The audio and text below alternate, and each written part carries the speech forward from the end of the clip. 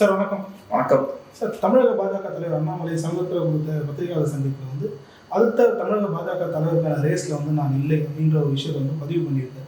இது எப்படி சார் பார்க்குறீங்க? அதான் இப்போ கடந்த சில நாட்களாகவே நிறைய குழப்பங்கள் இருந்துகிட்டே இருந்தது. அதிமுகவும் பாஜகவும் சேர்ந்துருவாங்க, கூட்டணி அமைச்சிருவாங்க அப்படின்ற நியூஸ் ஸ்ப்ரெட் ஆகும் போதே அண்ணாமலை அவர்கள் கண்டினியூ ஆவாரா, இல்லைன்னா அண்ணாமலை அவர்கள் மாற்றப்படுவாரா அப்படின்ற கேள்வியும் எழ ஆரம்பிக்குது.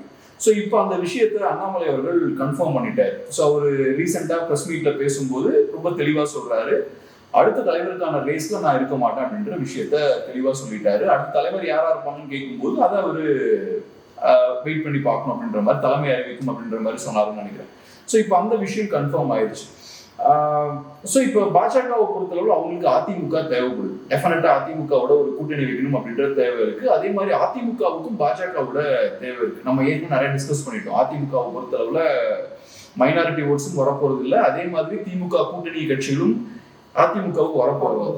ஸோ இப்ப திமுக கூட்டணியும் ஸ்ட்ராங்கா இருக்காங்க. அப்படி இருக்கும்போது இப்ப அதிமுகவுக்கு ஒரே ஆப்ஷன் தான், பாஜக கிட்ட தான் போயாகும். அதே போல பாஜகவை பொறுத்தளவுல அவங்களுக்கு இருக்கக்கூடிய சிக்கல் என்னன்னா, 24ல அவங்க எதிர்பார்த்த அளவுக்கு கன்வின்சிங்கா அவங்களால ஜெயிக்க முடியல.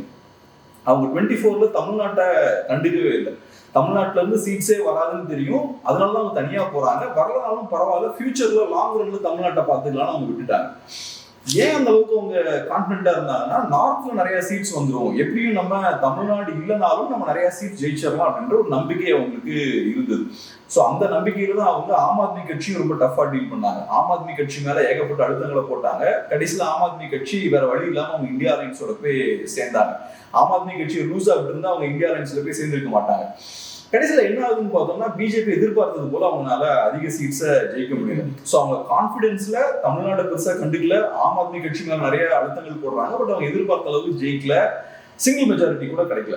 ஸோ இப்போ 29ல பிஜேபிக்கு மேபி சில சீட்ஸ் தமிழ்நாட்டில இருந்து வர வேண்டியது அவசியமா இருக்கலாம்.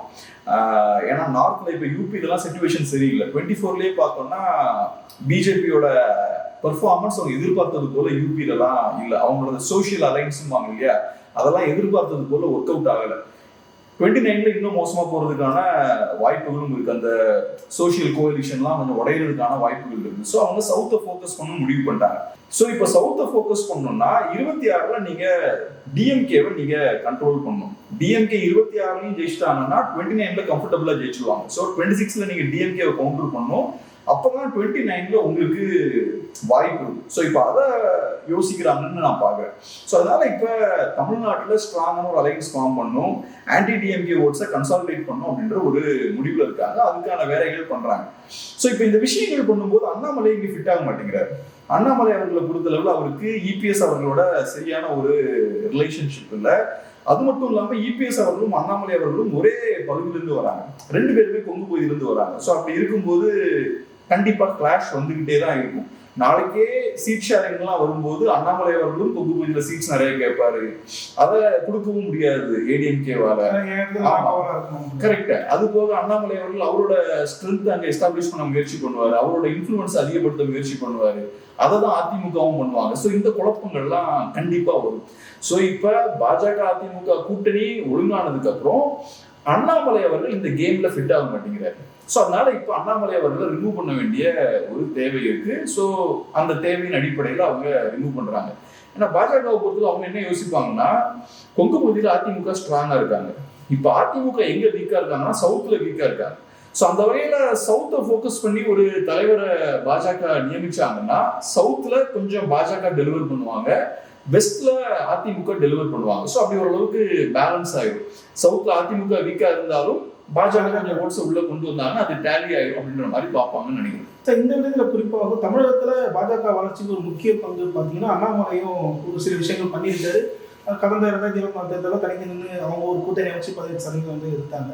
அப்படின்ற பட்சத்தில் இப்போ அதிமுக கூட்டணி வேணும்னு சொல்லிட்டு கட்சியை முன்னேற்றிய ஒருத்தரை தூக்கும் போது பாஜக உறுப்பினர்கள் மத்தியில எதுவும் பரபரப்பை ஏற்படுத்துறாங்க சார்? இப்போ தமிழ்நாடை பொறுத்தளவுல நீங்க தமிழ்நாட்டில் இருக்கக்கூடிய ஒரு நேஷனல் பார்ட்டியோட ஸ்டேட் பிரசிடென்ட் இருக்காரு இல்லையா, அவரோட வேலை கஷ்டம். அது பாஜகன்னு சொல்லல, காங்கிரஸ் பார்ட்டிக்கும் அதே தான். அவங்கனால பார்ட்டியை தமிழ்நாட்டில் க்ரோ பண்றதுன்றது ரொம்ப கஷ்டம். ஏன்னா நேஷனல் லீடர்ஷிப் என்ன யோசிப்பாங்கன்னா, நமக்கு சில விஷயங்கள் தேவை இருக்கு, அதுக்கேற்ற மாதிரி தமிழ்நாட்டில் காய்கள் நகர்த்தணும்னு தான் பார்ப்பாங்க. ஸோ டெல்லியில இருந்துகிட்டு அவங்களோட தேவைக்கு ஏற்ற மாதிரி தான் தமிழ்நாட்டில் அவங்க விஷயங்களை பண்ணுவாங்க. ஸோ இப்போ திடீர்னு அதிமுகவோட கூட்டணிக்கு போனா பெட்டர் அப்படின்ற ஒரு முடிவுக்கு டெல்லி லீடர்ஷிப் வராங்க. 24ல வேற பிளான்ல இருந்தாங்க, இப்போ அந்த முடிவுக்கு வராங்க. ஸோ அப்படி பண்ணும்போது நேச்சுரலா இபிஎஸ் அவர்கள் அகாமடேட் பண்ணணும், ஏடிஎம்கேவை அகாமடேட் பண்ணணும். அங்க அண்ணாமலை அவர்களுக்கு ஏடிஎம்கேவோட சிக்கல் இருக்கு, இபிஎஸோட சிக்கல் இருக்கு. ஸோ அப்ப அண்ணாமலை அவர்களை மாத்தியே ஆகும் அப்படின்ற ஒரு கட்டாயத்துக்கு அவங்க தள்ளப்படுறாங்க. ஸோ இது ஒரு சிக்கலான ஒரு சூழல் தான். ஸோ அதனால எப்பவுமே ஸ்டேட் பிரசிடென்டா இருக்காங்க இல்லையா நேஷனல் பார்ட்டியில, அவங்களுக்கு கஷ்டம் தான்.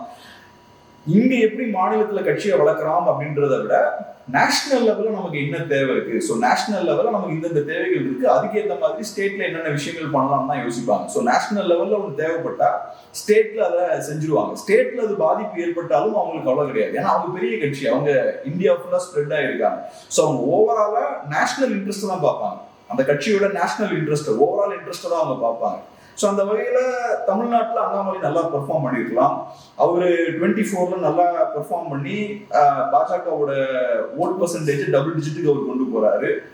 என்டிஏ அலைன்ஸும் 18% வாங்குறாங்க. பட் இருந்தாலும் இப்ப பாஜகவோட தேவை வேறையா இருக்கு. ஸோ பாஜகவோட தேவை வேறையா இருக்கும்போது அவங்க அண்ணாமலை அவர்களை விட வேண்டிய ஒரு கட்டாயத்துக்கு அவங்க தள்ளப்படுறாங்க. ஸோ அது அண்ணாமலை அவர்களுக்கு புரிய நினைக்கிறேன். இது காங்கிரஸுக்கும் அப்ளை ஆகும். இல்லை, அண்ணாமலை பேசும்போதே பார்க்கும்போது அவர் மேலே ஒரு ஏமாற்றம் தெரிஞ்ச மாதிரி தான் அவர் பேசிட்டு போறாருன்ற பட்சத்தில், ஆனால் கட்சியோட உறுப்பினர் மத்தியில் ஒரு சலசலப்பு ஏற்படுத்துன்ற பட்சத்தில் இந்த அளவுக்கு ஒரு பிரச்சனையோட கூட்டணி ஆகணும்னா 2026 தேர்தல் எந்த அளவுக்கு சார் அவங்க பிரச்சனை ஏற்படுத்தக்கூடிய ஒன்றாங்க? அது நீங்க என்ன கேட்க வரீங்கன்னா, இப்ப அலைன்ஸ்குள்ள சில சிக்கல்கள் இருக்க மாதிரி இருக்கு. அண்ணாமலை அவர்களுக்கும் இபிஎஸ் அவர்களுக்கும் சரியான ரிலேஷன்ஷிப் இல்லை. இப்போ அதெல்லாம் தாண்டி ஒரு அலைன்ஸை உருவாக்குறாங்க. அப்படி இருக்கும்போது கரெக்டான கெமிஸ்ட்ரி இருக்குமா அப்படின்ற மாதிரி கேட்குறீங்க. இது பெரிய சிக்கலா இருக்காதுன்னு பாக்குறேன். ஏன்னா இப்ப அல்டிமேட்லி இப்ப பாஜக தொண்டர்களா இருக்கலாம், அதிமுக தொண்டர்களா இருக்கலாம், இவங்க எல்லாருமே ஆன்டி டிஎம்கே மைண்ட் செட் உள்ள ஆட்கள் தான். டிடிவி கட்சியை சேர்ந்தவர்களா இருக்கலாம், ஓபிஎஸ் ஆதரவாளர்களா இருக்கலாம், இவங்க எல்லாமே பேசிக்லி இவங்க எல்லாருமே ஆன்டி டிஎம்கே தான். ஸோ அந்த வகையில் அவங்க கனெக்ட் பண்ணுறதுக்கு ஒரு காமனான த்ரெட் இருக்கு. ஸோ அதனால எனக்கு என்னவோ இது பெருசாக அந்த கெமிஸ்ட்ரி எல்லாம் பாதிச்சிடும் அப்படின்ற மாதிரி எனக்கு தோணல. ஸோ அதனால இது ஸ்மூத்தான ஒரு அலைன்ஸாக தான் இருக்கும் அப்படின்ற மாதிரி பார்க்குறேன். சார், திருப்பி இபிஎஸ் விதிவிலகெல்லாம் இந்த கூட்டணி ஐக்கியமாக நினைக்கிறீங்க? இப்போ ஏடிஎம்கேல அவங்க சேர்றதுக்கு வாய்ப்பு இருக்கான்னு கேட்டீங்கன்னா என்ன பொறுத்தளவு அதுக்கு வாய்ப்பு இல்லைன்னு நான் சொல்லுவேன். ஏன்னா இப்போ ஏடிஎம்கேல இபிஎஸ் அவர்கள் அவரோட பொசிஷனை ரொம்ப ஸ்ட்ராங் எஸ்டாப்ளிஷ் பண்ணிட்டார். ஏற்கனவே இரட்டை தலைமை இருந்தது, அதுல இருந்து அவர் இப்ப ஃபுல் கட்சியை அவரோட ஸ்ட்ரென்த்துக்கு கீழே கொண்டு வந்துட்டாரு. ஸோ அப்ப இபிஎஸ் ஓபிஎஸ் அவர்கள் அவர் வீழ்த்தி கட்சியை கம்ப்ளீட்டா அவரோட கண்ட்ரோலுக்கு கீழே கொண்டு வரார். ஸோ இப்ப ஓபிஎஸ் அவர்களால் ஒன்றும் பண்ண முடியல, டிடிவி அவர்களால் ஒன்றும் பண்ண முடியல, சசிகலா அவர்களால் ஒன்றும் பண்ண முடியல. அவங்களெல்லாம் மீறி இபிஎஸ் அவர்கள் கட்சியை கம்ப்ளீட்டா அவரோட கண்ட்ரோலுக்கு கீழே கொண்டு வந்துட்டார். ஸோ இப்ப திரும்பவும் இவங்களெல்லாம் கட்சியில சேர்த்துப்பாங்களா அப்படின்னு கேட்டீங்கன்னா அதுக்கான வாய்ப்புகள் ரொம்ப கம்மி. எனக்கு சொல்றது ஈஸி, ஒன்றுபட்ட அதிமுக வேணும், எல்லாரையும் உள்ள சேர்த்துக்கணும்னா சொல்றது ஈஸி. ஆனா எந்த அடிப்படையில் நீங்க உள்ள சேர்ப்பீங்க? ஏன்னா அவங்கெல்லாம் ஏன்னா ஹை ப்ரொஃபைல் பீப்புள் இல்லையா, பெரிய ஆட்களா இருந்தவங்க. ஸோ அவங்க உள்ள கொண்டு வரதுனா அவங்க சும்மா நீங்க கொண்டு வர முடியாது. அவங்களுக்கு ஏதாவது பெரிய பதவிகள் ஏதாவது நீங்க கொடுக்க வேண்டியிருக்கும், கொடுத்துதான் நீங்க அகாமடேட் பண்ணணும். ஸோ நீங்க எப்படி அகாமடேட் பண்ண போறீங்க அப்படின்றது பெரிய கேள்வி. அது மட்டும் இல்லாம இப்போ ஓபிஎஸ் அவர்கள்லாம் ஏற்கனவே சிஎம் இருந்தவர், இரட்டை தலைமை இருக்கும் போதும் அவரு ஒன் ஆஃப் த டாப் 2 லீடர்ஸா இருந்து பழகினவர். ஸோ அப்ப அவருக்கு அவரோட எதிர்பார்ப்பும் நம்ம திரும்ப அதிமுக இரட்டை தலைமை இருக்கணும் அப்படின்ற எதிர்பார்ப்பும் ஓபிஎஸ் அவர்களுக்கு இருக்கு. ஸோ அவங்களாம் அகாமடேட் பண்றது ரொம்ப கஷ்டம். அது போக இப்ப இவங்கெல்லாம் வெளியே போனதுக்கு அப்புறமும் கட்சிக்கு எந்த பாதிப்பும் ஏற்படலை. ஓரளவுக்கு அதிமுக கட்சியை இபிஎஸ் அவர்கள் கம்ப்ளீட்டா ஒரு ஹோல்டு தான் வச்சிருக்காரு. எம்எல்ஏஸ் எல்லாரும் அவரோட கண்ட்ரோல்ல தான் இருக்காங்க, முக்கிய நிர்வாகிகள் அவர் கண்ட்ரோல்ல தான் இருக்காங்க. எலெக்ஷன்ல பெருசா பெர்ஃபார்ம் பண்ண முடியல, பட் பார்ட்டி அவரோட கண்ட்ரோல்ல தான் இருக்கு. ஸோ அப்படி இருக்கும்போது இவங்க எல்லாத்தையும் உள்ள அகாமடேட் பண்ணி அவங்களுக்கு பெரிய அதிகாரத்தை கொடுக்கணும் அப்படின்ற அவசியம் அவருக்கு இல்லை. ஸோ நான் எப்படி பாக்குறேன்னா இவங்களை கட்சிக்குள்ள இவங்க வர்றது கஷ்டம் தான். பட் மேபி பிஜேபி ஏடிஎம்கே இருந்து நிறைய சீட்ஸை வாங்கி இவங்க கிட்ட ஷேர் பண்ணலாம் அப்படின்ற மாதிரி பாக்குறேன். ஏன்னா இப்ப பிஜேபிக்கும் சரி அதிமுகவுக்கும் சரி சவுத்ல தேவர் ஓட்ஸ் தேவை. இப்போ ஓபிஎஸ் அவர்களும் டிடிவி அவர்களும் சசிகலா அவர்களும் உள்ள வராங்கன்னா அவங்களுக்கு சவுத்ல அது ரொம்ப அட்வான்டேஜா இருக்கும். வெளியே போன தேவர் ஓட்ஸ் திருப்பி உள்ள வர்றதுக்கு யூஸ்ஃபுல்லா இருக்கும். ஸோ அப்படி பண்ணும்போது இந்த எலெக்ஷன்ல அவங்களுக்கு ஒரு அட்வான்டேஜ் கண்டிப்பா கிடைக்கும். கொங்கு பகுதியில பிரச்சனை இல்லை, பட் சவுத்ல ப்ராப்ளம் இருக்கு. அந்த பிரச்சனையை சரி செய்யலாம். ஸோ அந்த வகையில இபிஎஸ் அவர்களுக்கும் அவங்களை உள்ள கொண்டு வர வேண்டிய தேவை இருக்கு, பாஜகவுக்கும் தேவை இருக்கு. ஸோ மேபி பாஜக வழியா அலைன்ஸ்குள்ள அவங்களை அகாமடேட் பண்ண முயற்சி பண்ணலாம். ஓபிஎஸ் அவர்களை, டிடிவி அவர்களுக்கு ஒரு கட்சியும் இருக்கு, அந்த கட்சியெல்லாம் உள்ள கொண்டு வந்து அவங்களுக்கு சில சீட்ஸ் கொடுக்கறது மேபி பிஜேபி வழியா அவங்க பண்ணலாம். அதிமுகவுக்குள்ள அலோவ் பண்ணாங்க.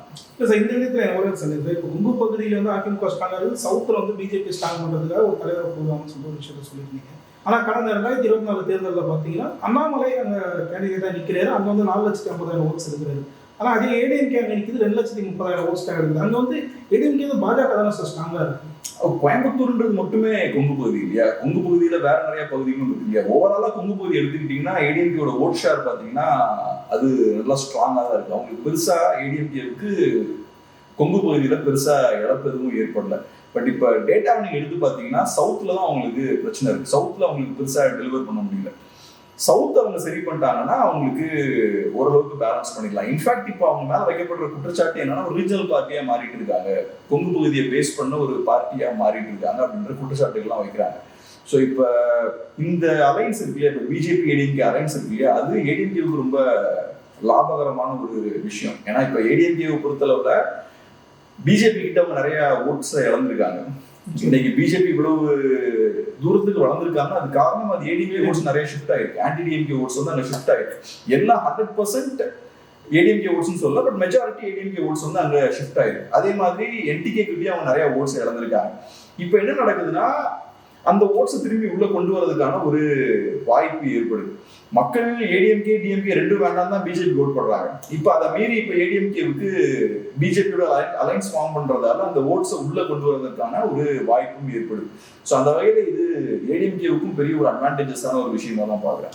சார், இப்போ ஏடிஎம்கே வேணாம் டிஎம்கே வேணாம்னு சொல்லிட்டு தான் பாஜக ஓட்ஸ் போயிருக்கு அப்படின்னு சொல்லிட்டு ஒரு விஷயத்தை பதிவு பண்ணிருக்கீங்க. ஆனால் திருப்பி பாஜக வந்து ஏடிஎம்கே அலைன்ஸ்ல சேரும்போது அந்த ஓட்ஸ்ல எங்க சார் போகும்? அதான் இப்ப நான் ஏற்கனவே சொன்ன மாதிரி பாஜகவும் அதிமுகவும் சேர்றாங்கன்னா அது பாஜகவுக்கு நெகட்டிவ் தான். ஏன்னா இப்ப அதிமுக வேண்டாம்னு சொல்லிதான் அதிமுக ஓட்ஸ் நிறைய பாஜகவுக்கு ஷிஃப்ட் ஆகுது. ஸோ திமுக அதிமுக எல்லாம் வேண்டாம்னு சொல்லிதான் ஷிஃப்ட் ஆகுறாங்க. பெரும்பாலும் பாஜகவுக்கு ஷிஃப்ட் ஆன ஓட்ஸ் பார்த்தோம்னா அதிமுக ஓட்டு, ஆன்டி டிஎம்கே ஓட்ஸ் அவங்க. ஸோ ஒரு காலத்துல பாஜக 3% தான் 4% சொன்னாங்க, இப்போ 10 ஆயிருக்கு. ஸோ அது இன்க்ரீஸ் ஆயிருக்குன்னா அதிமுக ஓட்ஸ் வந்து டிக்ரீஸ் ஆயிருக்கு. இப்போ நீங்க அலைன்ஸ் ஃபார்ம் பண்றீங்கன்னா என்ன ஆகும்னா அங்கிருந்து நீங்க வந்து ஓட்ஸை நீங்க திருப்பி அங்கேயே கொண்டு போய் கொடுக்குறீங்க, அதிமுகவை நீங்க ஸ்ட்ரென்தன் பண்றீங்க. அந்த வகையில இது பாஜகவுக்கு இது நெகட்டிவ் தான். பட் இருந்தாலும் பாஜகவுக்கு இப்போ அந்த தேவை இருக்கு. அது நெகட்டிவா இருந்தாலும் அவங்களுக்கு வழி இல்லை. ஏன்னா இப்ப பாஜகவை பொறுத்தளவுல நேஷனல் லெவல்ல தமிழ்நாட்டுல கொஞ்சம் சீட்ஸ் எடுக்க வேண்டிய தேவை அவங்களுக்கு இருக்கு. தமிழ்நாட்டுல 0 வந்தாலும் பரவாயில்ல, நார்த்ல பாத்துக்கலாம் அப்படின்ற மாதிரி இருக்க முடியாது. அவங்களுக்கு இப்ப தமிழ்நாடு தேவை. தமிழ்நாட்டுல குறைந்தபட்சம் ஒரு 10 சீட் ஜெயிக்க வேண்டிய தேவை இருக்கு. ஸோ அதனால அதிமுக பலப்பட்டாலும் பரவாயில்ல, இந்த எலெக்ஷன் நம்ம ரிஸ்க் எடுக்க வேண்டாம், லாங் ரன்ல பாத்துக்கலாம், லாங் ரன்ல அதிமுக இருக்க இடத்துல நம்ம வந்து உட்காந்துக்கலாம்னு பார்க்காம நம்ம பேசாம அதிமுகவோட கூட்டணிக்கு போயிடுவோம், நம்ம முடிஞ்ச அளவுக்கு திமுகவோட ஃபைட் பண்ணுவோம் அப்படின்ற ஒரு முடிவுக்கு வராங்க. ஸோ இது டெஃபினட்டா பாஜகவுக்கு நஷ்டம் தான். பட் இருந்தாலும் அவங்களுக்கு வேற வழி இல்லை, அதனாலதான் அங்க போறாங்க.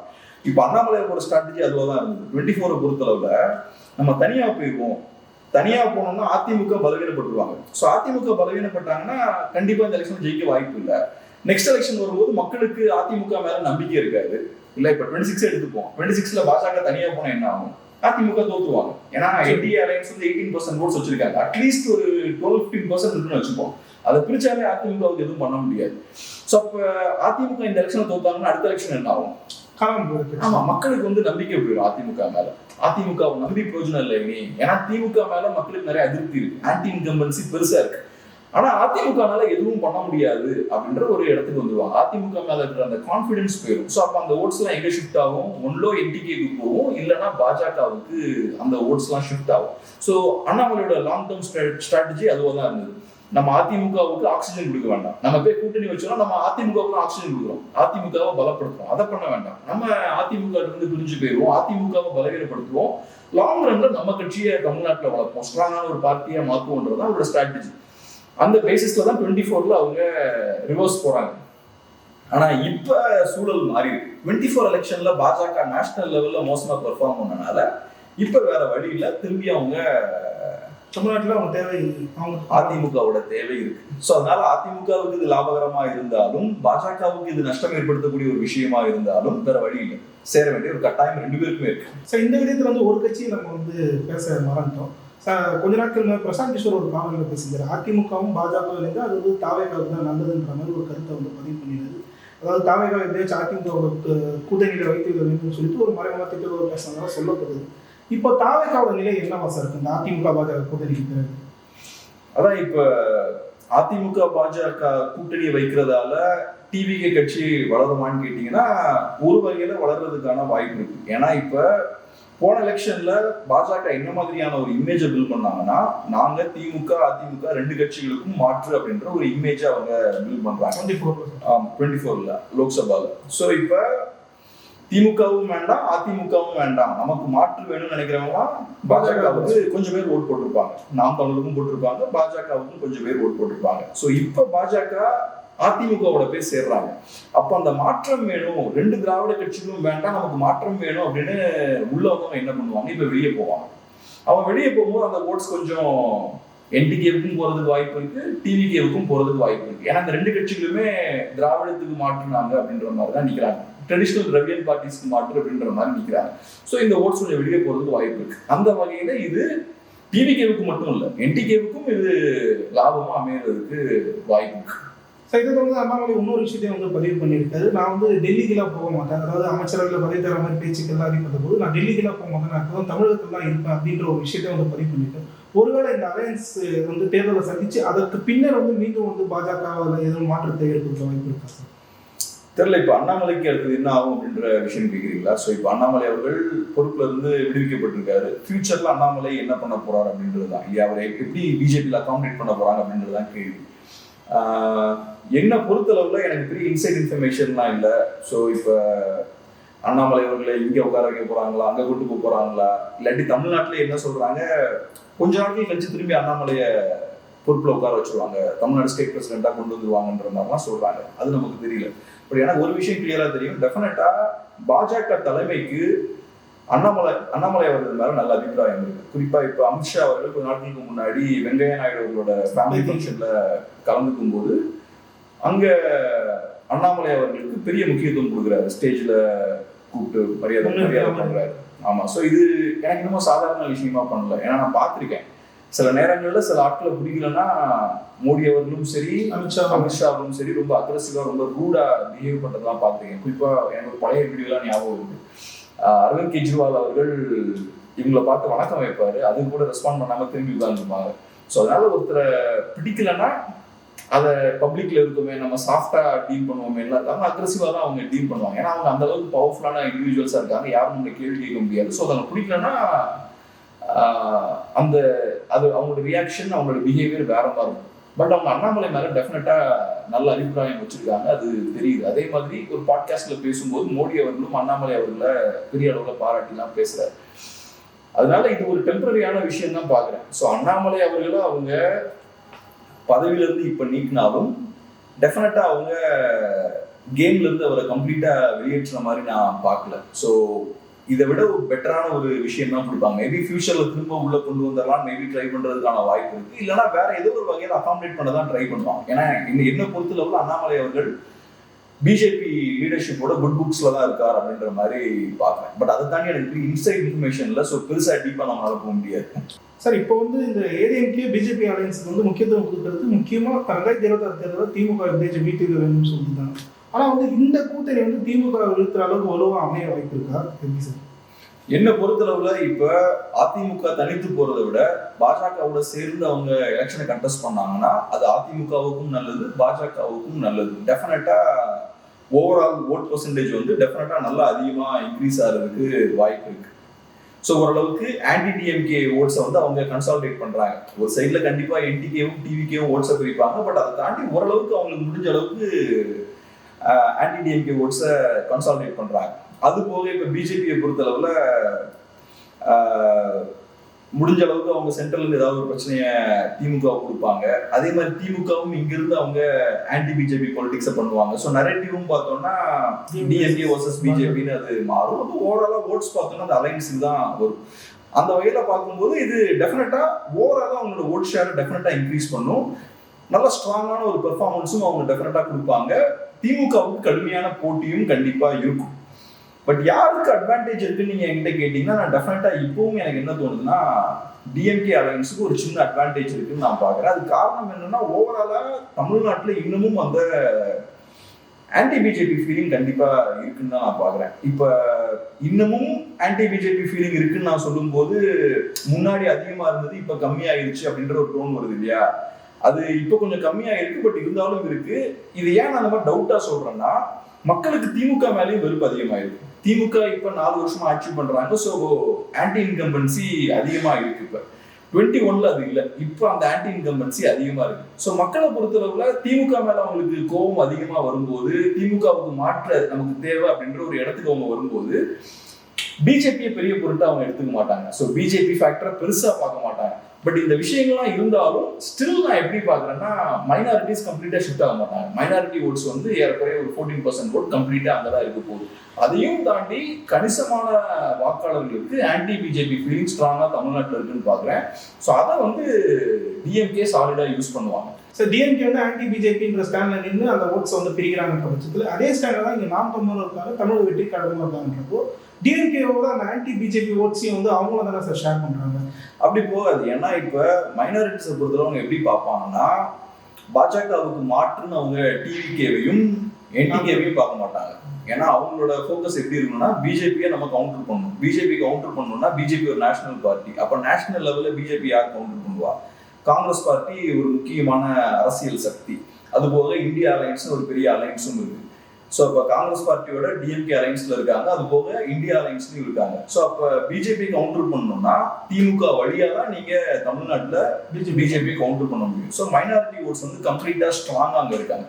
இது போக நான் சொன்னது போல ஆன்டி பிஜேபி ஃபீலிங்ஸோட இங்க நிறைய கணிசமான வாக்காளர்கள் இங்க இருக்காங்க, பெரிய அளவுல இருக்காங்க. அவங்களும் இந்த லாஜிக்கை தான் பார்ப்பாங்க. அவங்களை பொறுத்தளவுல பாஜகவை வீழ்த்தணும்னா, அப்கோர்ஸ் இப்ப டிவிகேவும் பாஜக எதிராக பேசுறாங்க, என்டிகேவும் பாஜக எதிராக பேசுறாங்க. பட் பாஜகவை வீழ்த்தணும்னா, பாஜகவுக்கு எதிராக அரசியல் ரீதியா ஏதாவது செய்யணும்னா திமுக கூட்டணிக்கு நம்ம வாக்களிக்கிறது தான் பெட்டர் அப்படின்ற ஒரு பார்வையில தான் அவங்க இருப்பாங்க. ஸோ அந்த வகையில திமுகவும் அதனாலதான் ரொம்ப ஸ்ட்ராங்கா ஆன்டி பிஜேபி வாக்காளர்களை நம்ம பக்கத்துல வச்சுக்கணும், மைனாரிட்டிஸை நம்ம பக்கத்துல வச்சுக்கணும் அப்படின்றதுக்காக தான் இப்ப லாஸ்ட் ஒரு 3-4 months அவங்க பிஜேபிக்கு எதிராக ஏதாவது ஒன்று பண்ணிக்கிட்டே இருக்காங்க.